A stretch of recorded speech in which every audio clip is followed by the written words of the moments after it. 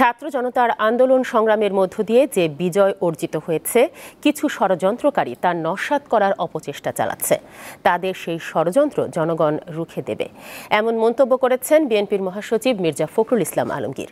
BNP chairperson Begum Khaleda জিয়ার ছোট ছেলে প্রয়াত আরাফাত রহমান কোকোর জন্মদিন উপলক্ষে সকালে তার কবরে দোয়া ফাতেহা পাঠের আয়োজন করা হয়। এতে অংশ নেন মির্জা ফখরুল সহ দলের নেতাকর্মীরা। পরে বিএনপির মহাসচিব সাংবাদিকদের বলেন, ভারতীয় কিছু গণমাধ্যম বাংলাদেশের বিজয় নিয়ে বিভ্রান্তিমূলক তথ্য ছড়াচ্ছে।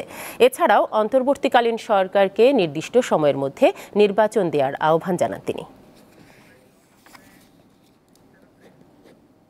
আমি অনুরোধ করব কেন্দ্রীয় গভর্নমেন্টকে যে অতি দ্রুত নির্বাচনের জন্য একটা ক্ষেত্র তৈরি করা এবং সমস্ত বিপদগুলোকে কাটিয়ে সত্যিকার অর্থেই একটা মুক্ত বাংলাদেশ নির্মাণ করার জন্য যত তাড়াতাড়ি সম্ভব তারা একটা নির্বাচনের ব্যবস্থা করবেন।